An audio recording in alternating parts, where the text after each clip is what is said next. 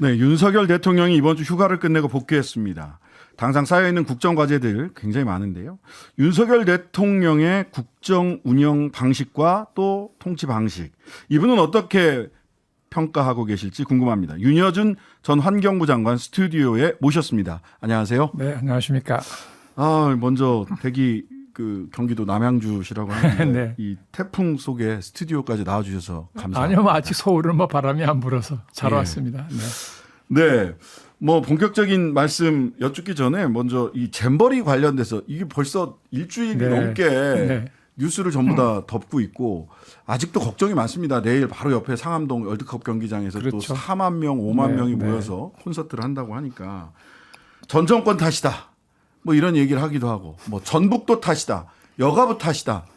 벌써 원인 규명 이야기를 하고 있는데 전반적으로 어떻게 보셨어요? 지금의 이 상황. 아니, 윤석열 정부가 출범한 지 1년이 넘었잖아요. 1년 6개월이 다 됐어요. 네, 1년 6개월 다 돼가는데 전 정부 탓을 하는 거는 그건 좀 국민이 볼 적에도 그렇게 설득력이 없어 보이고요. 네. 근데 저는 좀 이해가 안 가는 게 네. 우리나라가 대규모 국제 행사를 주최해본 경험이 많아요. 그렇죠. 우리가 올림픽 치른 지가 언제입니까? 88년도인데요. 그렇지 네, 않습니까? 네, 네. 네. 근데 공직자들이 신경만 제대로 썼으면 행사 준비가 저렇게 엉터리가 될 리가 없거든요. 네. 네. 제가 보기에 완전히 엉터리라는 표현을 쓸 정도로 허술했던데요. 네. 이건 무슨 뜻이냐 하면 예. 관련 부처나 기관의 공직자들이 성의를 다 안 했다는 뜻이에요. 네. 그럼 왜 이런 일이 벌어졌느냐. 그렇죠. 공무원들은 왜 성의를 다 안 했을까요? 그 분위기가 그렇다는 거죠. 분위기. 예, 뭔가 공직자들이 자기 소임에 최선을 다하는 이런 분위기를 만들었어야 되는데 네. 그런 분위기를 못 만든 거 아니냐는 거예요. 그럼 그런 분위기를 만들어야 될 책임은 아무래도 정무직 공무원들, 대통령을 정적으로 아니 한? 저 행사는요. 예. 잼버리는 정부위원회라는 게 있어요. 예, 정부 지원위원회라는 게 있더라고요. 예, 맞아요. 법을 보니까. 그래서 거기 위원장이 국무총리예요. 맞습니다. 예. 한덕수 총리도 제가 알기로 한 번 취임한 후에 한 번 회의를 했다고 알고 있는데 네. 예, 그중 국무총리가 책임을 지고 추진하는 준비하는 행사잖아요. 네. 근데 어떻게 저렇게 준비가 허술할 수가 있냐고요. 공직자들이 제대로 자기 일을 챙겼으면. 알겠습니다. 이 총리가 책임으로부터 자유로울 수 없다라는 생각이 드는데 계속해서 이제 그 연장선에 있는 말씀인데요. 네. 12구 이태원 참사 그리고 지난 여름 수해 그리고 이번 잼버리까지 재난 상황이 이렇게 닥칠 때 사전에 준비도 안 돼 있을 뿐만 아니라 그런 닥쳤을 때 위기 관리 능력 그리고 그런 위기가 처하면 사실 컨트롤 타워가 분명하게 서고 여기에서 0이 딱 서야 되는데 이 컨트롤 타워가 부재한 거 아니냐는 지적이 반복되고 있습니다. 이거 어디서부터 손을 봐야 됩니까? 그 위기 관리 능력이 있으려면요. 네. 평상시에 뛰어난 국정 수행 능력이 있어야 돼요. 평소 실력이 말을 바꿔가면 평소 실력이 안 된다는 얘기예요. 평소 실력이 안 되는데 어떻게 위기 대응을 합니까? 근데 우리 대한민국 공무원들이 사실 전부 다 어디 이민 간 것도 아니고 전 정권에도 있던 분이고 그러면 이번 정권에도 있던 우리나라 공직자들이 능력으로 따지면 유능한 공직자들이에요. 경험도 많고. 네. 근데 자기 성의를 다 안 했다는 얘기 아니에요. 네? 성의를 다하지 못하는 그런 분위기. 그렇죠. 그 성의를 다하도록 만들지 못한 예. 책임자들에게 문제가 있는 거예요. 지도력에 문제가 있다고 봐야죠. 대통령을 비롯한 정부직 공무원들. 그렇죠. 그런 동기부여를 못한 거 아니에요? 아니 그러면 이 동기부여가 제대로 안 됐다는 건 뭔가 다른 곳에 신경을 써야 된다는 거잖아요. 공무원들이 지금 자기 맡겨진 일보다도. 글쎄 다른 데 신경을 쓰는 건지 예. 그냥 자기 맡은 일에 열성을 안 하는 건지 제가 그것까지는 잘 모르겠습니다. 예. 알겠습니다. 자, 본격적으로 우리 윤여준 장관님께서는 소위 YS 청와대에서 공보수석 겸 대변인 네. 그리고 환경부 장관 네. 역임을 하셔서 누구보다도 그 대통령을 곁에서 보면서 그래서 대통령학의 실천적 교과서를 가지고 계신 분이다. 저는 이렇게 알고 있는데요. 그렇지는 않죠. 그래서 저희 윤석열 대통령의 통치 스타일 관련해 가지고 좀 여쭤봐야 될 것 같아요. 이런 얘기를 하신단 말이에요. 지지율 1%가 되더라도 할 일은 하겠다. 여론에 신경 쓰지 않겠다. 지금 경기하는 선수는 스코어보드를 보지 않는다. 이렇게 국민들 여론에 신경 쓰지 않겠다. 이런 얘기를 하신단 말이에요. 이래도 되는 건가요? 그거는 말하자면 이제 본인이 맡은 책임에 열과성을 다하겠다는 각오를 표시하기 위해서 네. 그런 표현을 빌렸다고 저는 해석을 하는 거고요. 네. 말 그대로 하면 말이 안 되죠. 민주주의국가 대통령이 어떻게 국민 여론을 신경을 안 쓰고 합니까? 국민 뜻에 따라 국정을 운영해야죠. 네. 국민 뜻이 본인 뜻하고 다를 때는 국민을 설득해야죠. 설득. 당연하죠.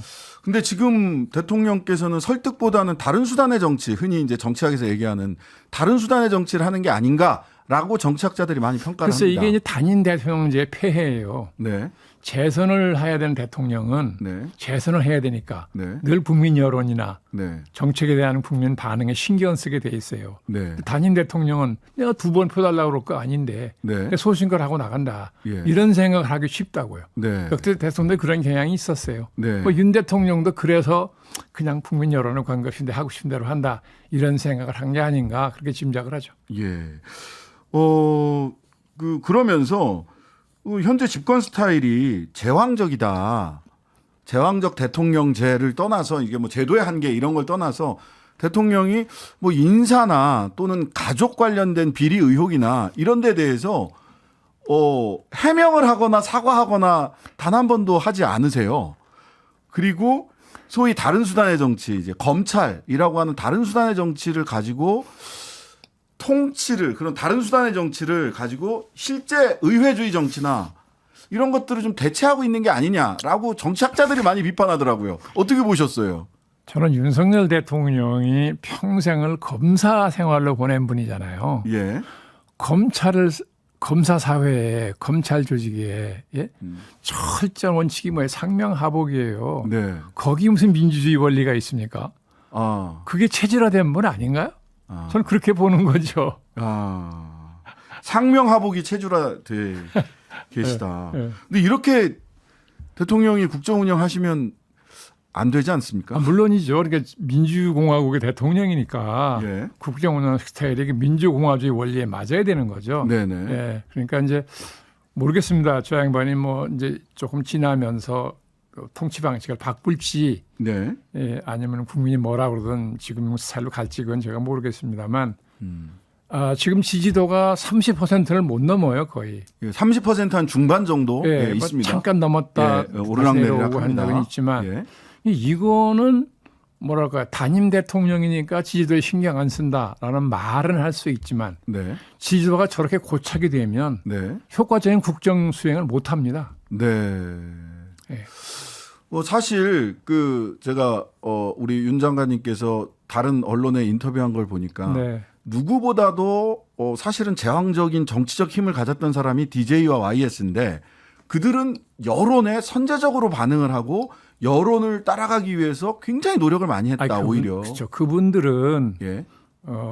오랜 정치인 생활을 정치 지도 생활을 한 분들이잖아요. 예. 그것도 야당으로 그렇죠. 권위주의 정권 시절에 예. 많은 탄압도 받고 그죠 박해를 받으면서 정치를 해온 분들이잖아요. 네. 그러니까 지금 윤석열 대통령이나 그 이후에 대통령이 됐던 분들하고는 비교할 수 없죠.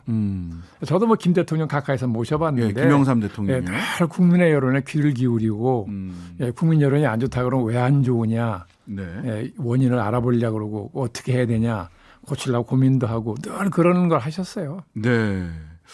지금 그래서 여당에 대한 관계 네. 김기현 대표가 뭔가 정치적으로 윤석열 대통령이 정치적으로 좀 검찰 상명하복 이거에 익숙하다면 여당의 당대표의 역할이 굉장히 중요하리라는 생각이 드는데 물론이죠. 예. 지금 김기현 대표 역할 어떻게 보세요? 거의 존재감이 없다는 인상을 국민이 받고 있는 거잖아요. 저만 그런 게 아니라. 네. 근데 그거는 그 당 대표 선거에 나설 때 네. 초기에 김기현 대표 지지율이 5%인가밖에 안 됐다고 예, 기억이 그렇습니다. 돼요. 예. 근데 윤석열 대통령이 전폭적으로 밀어서 대표가 된 거잖아요. 네. 그러니까 어떻게 윤 대통령에 가서 힘을 쓸 수가 있겠습니까? 그렇죠. 예. 당원들의 절대적 지지를 나중에 받긴 받았으나 그 힘이 그 윤 대통령의 지원 때문에 얻은 거니까 네. 대통령 향해서 떳떳하기가 어렵잖아요. 예. 그게 다 이제 많은 사람들의 해석은 내년에 공천권을 용산에서 직접 행사를 하지 않겠느냐, 김기현 대표를 통해서. 그래서 한편으로는 내년 총선 지나고 나면 대통령의 당 장악력이 현격히 떨어질 거다. 이렇게 예상을 하기도 하는데 어떨 것 같습니까? 저희가 공천을 관여하는데 왜 떨어져요? 당선이 많이 안 돼서. 뭐 그런 예측을 하는 요즘 수도권 네. 위기론들이 많이 나오니까 지금 국민의힘 수도권 의원들한테. 위기로는 뭐 야당도 지금 마찬가지죠. 예, 예. 마찬가지인데 뭐 윤 대통령이 하는 스타일로 봐서 네. 는 뭐 공천에 많이 관여하겠죠. 관여할 거다. 네, 저는 그렇게 봐요. 그러면은 내년 총선 결과에 따라서 윤 대통령의 더 직할하는 힘은 악의 힘은 더 세질 수도 있고 적어질 수도 있고 더 강력하게 하려고 그러겠죠. 대통령 욕심에는. 네. 자, 여당과의 관계 여쭤봤고요. 국회와의 관계 어떻습니까? 대통령과 국회와의 관계 지금 평가하시기에. 지금 뭐 대통령과 국회와의 관계라고 얘기할 만한 관계가 있나요? 관계가 없다. 아예. 예. 아니 뭐 이건 그렇잖아요. 야당 대표를 아직도 안 만났으니까. 하긴. 그렇죠. 한 번도 안 만났고 예. 대통령이 지금까지 뭐 국회를 존중하는 모습을 보인 일이 별로 있나요? 의회민주주의라는 국가 우리 통치 제도가 의회민주주의예요. 그렇죠. 그 의회민주주의의 원래를 존중할 것 같은 대통령이 저렇게 하지 않았겠죠. 그럼 이거는 헌법상의 그러니까 대단히 심각하게 생각을 해봐야 된다. 저는 그렇게 주장을 하죠. 예. 의회주의 원리에 맞게 대통령이 통치를 해야 되는데 네네. 지금 대통령이 하는 스타일이 만약 그게 많이 부합하는 것이냐. 그러니까 예를 들면 그 시행령 통치라고 흔히 얘기되는. 그렇죠. 국회에서 법이 통과가 안 되니까. 예. 그러면 어떻게든지 말란한 무릎 쓰고 야당은 설득하는 노력이 있어야 돼요. 그 네. 과정이 쭉 진행되고 네. 그럼에도 야당이만 무조건 안 들어준다. 근데 그럴 때 그렇게 하면 국민이 어느 납득을 하겠지만 네. 이건 그런 과정이 없이 그냥 해버린 시행령으로 가버린 거잖아요. 예. 그러니까 편법을 쓴 건데 네. 예. 의회와의 관계, 의회 민주주의에 대한 존중이 없다. 이런 말씀 주셨고. 입법부와의 관계, 그러니까 사법부와의 관계에 있어서도 굉장히 상징적인 사건이 있었는데 100일 전에 대법원에서 김태우 전 강서구청장에 대해서 유죄 판결을 해서 네. 그 구청장직을 잃어버렸거든요. 근데 네. 이번 8.15 사면 100일 만에 한 100일, 한 석 달 조금 넘으니까 바로 사면 하신단 말이죠. 이것도 사법부 입장에서는 굉장히 뭐라고 해야 되나 사법부에 대한 사법부를 존중이 있나? 존중하는 태도는 아니라고 봐야 되겠죠. 그렇죠. 대통령이 뭐 헌법을 다시 읽어보셔야 됩니까? 어떻게 해야 됩니까? 저는 지금 말씀드린 의회민주주의, 사법부 관계를 제대로 관계할 게 없다는 건데. 법을 전공하고 법을 집행하고 산 분인데 법조문을 몰라서 그럴까요? 법조문의 문제가 아니다. 자 그러면은 대통령의 통치 스타일 대통령에게 조언을 한다면 대통령으로서 역할을 하실 때 이런 점은 좀 꼭 좀 염두에 두시라 조언을 한 말씀 해주시죠. 아니요, 저는 평소에 뭐 대통령한테 조언하겠다는 생각을 해본 일이 없어서 네. 지금 벼랑간 떠오르는 생각은 없는데요. 네. 어쨌든 지금 의회와 야당이나 의회와의 관계가 지금 정상적은 아니에요. 네. 물론 뭐 이재명 대표의 비리 의혹 때문에 그렇다고 국민들이 이렇게 해석은 하니까 그냥 어느 정도 지금 참고 넘어가는 면이 있는 것 같긴 한데 그러나 저게 아무리 그렇더라도 사법 처리가 되기 전까지는 무죄로 생각하고 해야 되는 거잖아요. 무죄 추정의 원칙이. 다수당의 대표고 그렇죠. 네. 그런데 저는 지난번에 뭐 전에도 말씀드린 일이 있습니다만 윤 대통령이 지금 제1야당 대표를 저렇게 대하는다는 건 의회 정치 원리에 맞지 않는다. 알겠습니다. 저는 지금도 그렇게 생각하죠.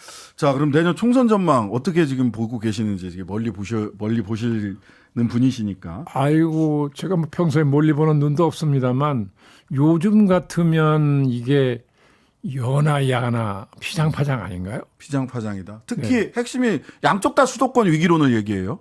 그럴 수밖에. 왜냐하면 지금 수도권은 민주당이 압도적인 의석을 많이 가지고 있죠. 압도적으로 많이 가지고 있는데 수도권 의석이 121석인가 그렇죠. 뭐 그 정도 됩니다. 정확하게 100석이 넘습니다. 근데 지금 압도적으로 민주당이 많이 가지고 있는데 지금 민주당도 지금 이재명 대표 리스크 때문에 지금 꼼짝달싹을 못 하는 거잖아요. 그러니까 야당 구실을 제대로 지금 못 하고 있는 형편이고 그러니까 국민 입장에서 볼 때는 지금 여나 야나 뭐 특별히 어느 쪽을 더 지지할 만한 그런 요인이 없지 않을까 네. 저는 그렇게 생각을 하죠. 앞으로 어떻게 할지 모르겠습니다. 이번 정기국회 어떻게 치르느냐가 굉장히 중요한 이제 판단 조건이 될 겁니다. 국민이 볼 때. 국민이 볼 때. 정기국회를.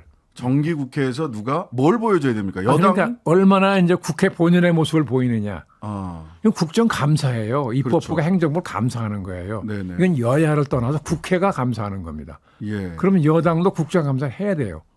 그렇죠. 덮어놓고 뭐 정부 편든다고 자기 소임을 다하는 게 아니고 네. 국정감사니까 네. 야당처럼 할 수는 없으나 예. 지적하면 지적해야죠. 국민이 볼 때 그런 거 아니에요? 그거 하라고 국회의원 만들어준 거니까. 그러니까 이번 정기국회를 어떻게 치르느냐를 보고 국민이 판단할 겁니다. 야당은 뭐 야무지게 감사해야 될 거고 여당도 그런데 야무지게 감사한다는 것도 예. 무슨 상임위에서 소리 박박 지른다고 제대로 감사하는 게 아니고 그런 거 우리 국민들 별로 좋아하지 않습니다. 그러면 요즘은. 문 사정의 문제점을 제대로 파악을 해가지고 네. 제대로 따지고 들어가야 되는 거죠. 음. 그러려면 준비를 엄청나게 해야 되는데 예. 네. 야당 의원들이 어떻게 하는지 모르겠습니다. 여당 같은 경우도 무조건 편든도 안 돼요. 편드는 걸로는 안 안 됩니다. 된다. 그럼요. 예. 알겠습니다. 자, 내년 총선에서 여당 쪽을 보자면 소위 한동훈, 원희룡 장관 같은 내각의 인지도 높은 인물들이 구원투수로 나와야 된다.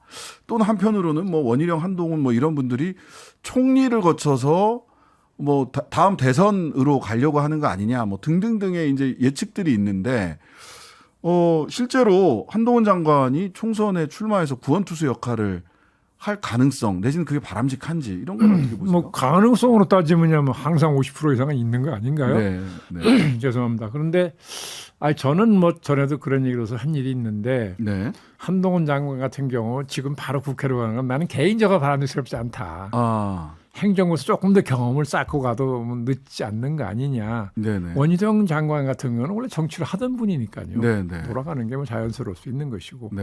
한동훈 장관 같은 경우는 행정부에서 그 드물게 보는 인기도 있고 명석한 자기 논리가 있고 이렇게 국민 설득력이 있잖아요. 네. 그런 장관 드물었잖아요. 예. 그런 점에서는 행정부에서 조금 더 경험을 쌓으면 더 좋지 않겠는가 하는 그런 생각을 저는 개인적으로 한다는 거죠. 자, 그 대통령실에서는 황당하다고 딱 선을 걷기는 했는데 네. 소위 윤석열 대통령 주도의 보수신당 창당 가능성 있다고 보십니까? 저는 없다고 보죠. 없다. 자, 그러면은 또 다른 쪽으로 보자면 네. 엊그제 이제 저희 요 자리에서 이현주 의원 같은 경우는 네. 자기는 이 보수 자유주의 윤석열 대통령이 보수나 자유주의의 가치를 훼손하고 있다고 본다. 그래서 보수 개혁 보수 신당이 필요하다. 이렇게 얘기를 하더라고요. 최근엔 또 유승민 전 의원도 전에는 전혀 그런 가능성을 딱 자르다가 신당 창당의 가능성을 싹 이렇게 열어두셨어요. 보수 개혁 신당 창당 가능성은 어떻게 보십니까? 가능성은 열려 있다고 예. 봐야죠. 예. 열려 있다 보는데 과연 그 당이 어느 정도 규모로 어느 정도 인물을 영입을 해서 네. 어느 정도 국민의 지지를 받을 것이라는 건 지금 아무도 모르는 거잖아요. 예. 그게 잘 안 되면 한두 사람의 의혹만 가지고 되는 건 아니니까요. 예. 그러면 정당을 만든다 하더라도 총선에서 유의미한 성과를 거두기가 쉽지 않겠죠. 그러니까 유승민, 이준석 등 기존의 국민의힘 출신 정치인만으로는 새로운 정당을 만드는데 한계가 있을 것이다. 그렇죠. 몇 번만 가지고는 안 되잖아요. 네. 이게 뭐 대통령 선거도 아니고 총선인데요. 그럼 더 많은 사람들과 함께하지 않느냐? 정당은 새로 만들어서 이제 후보를 내야 되는데 총선거에 지금 여론 지형으로 봤을 때 그럼 그런 좋은 사람들과 만약 새로운 사람들과 함께 한다면 가능성 있죠. 세력 그런 여지 여론 지형상의 여지가 지금 있느냐? 여야 국회의원들이 똑같이 국민들한테 별로 그렇게 큰 신뢰나 받고 있는 것도 아니고 인기가 별로 많지 않잖아요. 그러니까 좋은 젊은 인재들을 공천을 주면 당이 총력을 계기로 밀면 당선 가능성은 많이 생길 수 있겠죠. 네. 특히 수도권 같은 데는 그렇잖아요. 여지는 있으나 결국 주체 어떤 사람들이 것은 아닙니다. 어떤 사람들과 함께하느냐가 관건이 될 것이다. 자, 이 최근에 요거까지만 좀 하나 여쭤봐야 될 것 같습니다. 윤석열 대통령 관련해서 가장 좀 그 국민들한테 이렇게 관심을 끌었던 뉴스는 아무래도 서울 양평 고속도로 그 처가당 의혹 요 부분인 것 같습니다. 이게 야당에서는 국정조사 추진할 것 같은데 추진을 요구하고 있고 그다음에 여당에서는 뭐 국정조사 뭐 안 한다. 그냥 상임위에서 하고 가자. 넘어가자. 이제 이런 입장이에요. 근데 저는 그 양평 고속도로에 대해서는 뭐 관심을 가지고 본 일이 없어서 아, 네네. 예. 저는 그게 뭐 어느 노선이 누구 노선인지도 지금 몰라요. 아, 예, 그런데 예. 당초에 네. 김동연 경기도지사가 네네네. 얘기했던 노선이 있나 봐요. 예예. 그 김 지사가 자기 노선대로 해야 된다고 그러는 걸 그게 원안입니다. 본 일이 있는데 예. 저는 그대로 하는 게 가장 합리적일 거라고 생각을 해요. 도지사가 그 도의 도지사가 예? 예, 선택한 노선이 가장 합리적이지 않겠어요? 알겠습니다. 자, 야당 쪽 몇 가지 여쭤보겠습니다. 네, 네. 예. 최근에 이재명 대표에 대해서 10월 사퇴설, 총선 불출마설 뭐 이런 얘기까지 나오고 있습니다. 네. 말하자면 내년 총선을 이재명 대표가 감당하고 책임을 지고 치를 수 있겠느냐 또는 그 치르는 것이 바람직하겠느냐에 네. 대한 감론을박이 있습니다. 네. 어떻게 보시나요? 저는 개인적으로 내년 총선을 이재명 대표가 치를 수 있을까?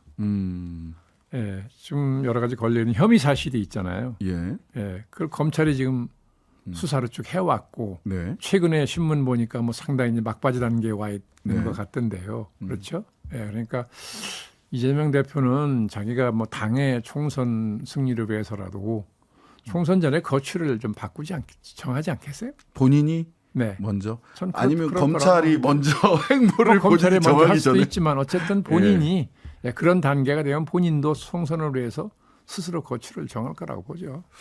예.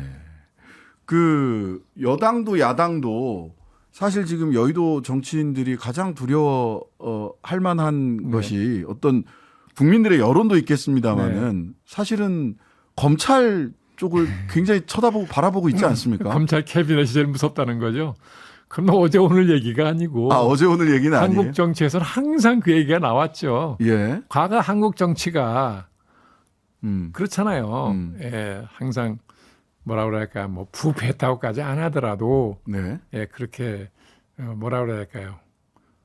그렇게 아주 공명정대하게 예, 정당이 운영되고 선거가 치러지고 한 건 아니었으니까 과거에 쭉 관행이 그랬잖아요. 예. 그러니까 검찰이 문제 삼으려고 들면 누구도 다 걸린다라는 말에 공공연히 있었죠. 네. 뭐 그런 뜻의 얘기일 거라고 보는 겁니다. 네. 민주당 내에서는 이재명만으로도 안 되지만 이재명 없이도 안 된다.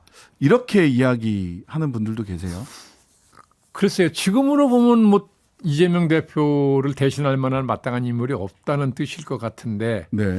그럴까요? 또 기회가 생기면 또 뜻밖의 사람이 또 능력을 발휘할 수 있는 기회가 올지도 모르죠. 네. 그렇다. 예.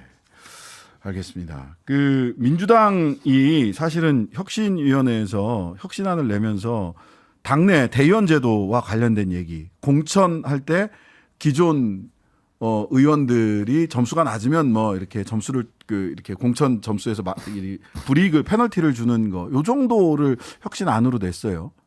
저는 그런 데 대해서는 구체적으로 관심을 가져본 일이 없습니다. 제도가 어떻게 돼 있는지. 그러니까 야당이 만약 민주당이 혁신을 해야 한다면 어떤 아젠다를 가지고 또 어떻게 혁신을 해야 이게 국민들에게 어필할 수 있겠느냐.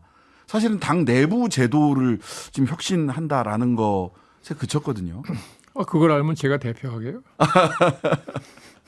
예, 그러시군요. 알겠습니다. 민주당 그럼 어떻게 해야지 내년에 야당으로서 총선에서 성과를 그러니까 지역구 공천을 할 때 좋은 인물을 공천해야죠. 인물이 핵심이다. 그럼요. 그거는 뭐 이렇습니다.